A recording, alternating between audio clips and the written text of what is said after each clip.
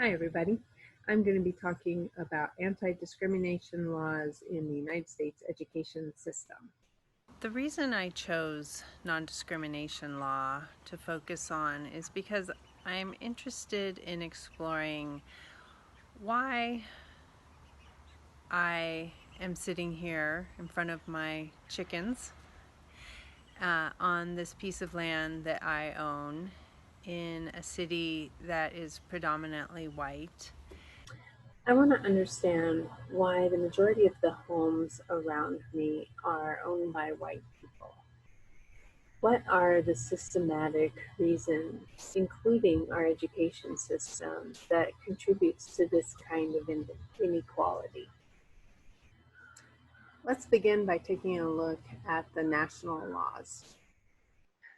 Title VI of the United States Civil Rights Act of 1964 prohibits discrimination on the basis of race, color, or national origin in programs and activities operated by recipients of federal funds. It states no person in the United States shall, on the grounds of race, color, or national origin, be excluded from participation in, be denied the benefits of, or be subjected to discrimination under any program or activity receiving federal financial assistance.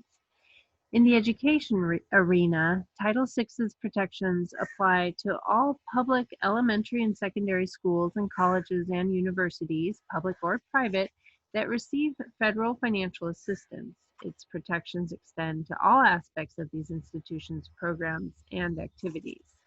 Now, the U.S. Department of Education's Office for Civil Rights enforces several statutes that protect the rights of beneficiaries in programs or activities that receive financial assistance from the Department of Education.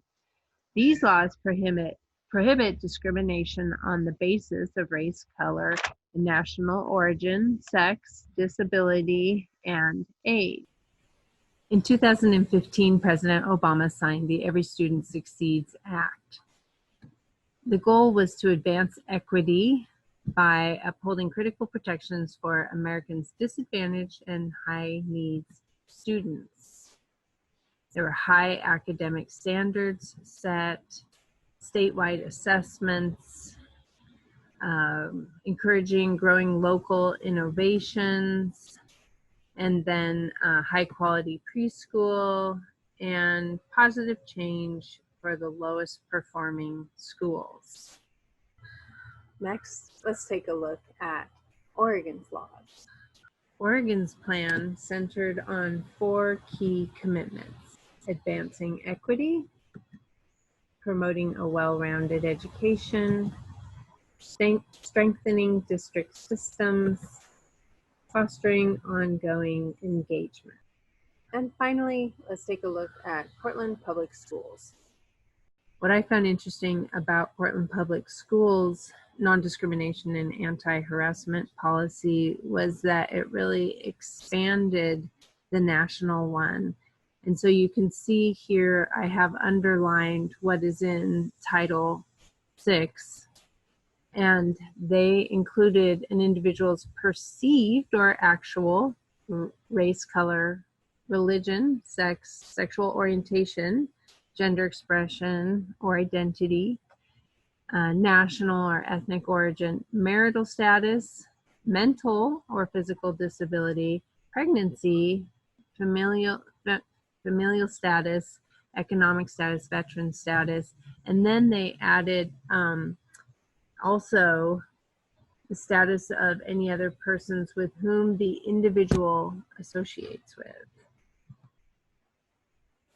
And then lastly, the district prohibits discrimination and harassment, but not limited to employment, assignment and promotion of personnel, educational opportunities, services offered students, student assignment to schools and classes, student discipline, location, use of facilities, educational offerings, materials, and in accommodation the public at public meetings. So as I wrap up this video, let me just say that first of all, I realized that this was a really superficial review of anti-discrimination laws in education. and also that these laws only go so far to address the anti-racism equality work that needs to be done. And lastly, I just recognize that as a white woman, I have a lot of blind spots, and that's a lot of what my education at Teach Now is going to be about, is learning about how to create an anti-racist um, classroom that is equal for all my students, how to teach them how to navigate this really complex, difficult world we live in, how to become activists, and how to be kind to each other and live the equity that this time is really demanding of us all.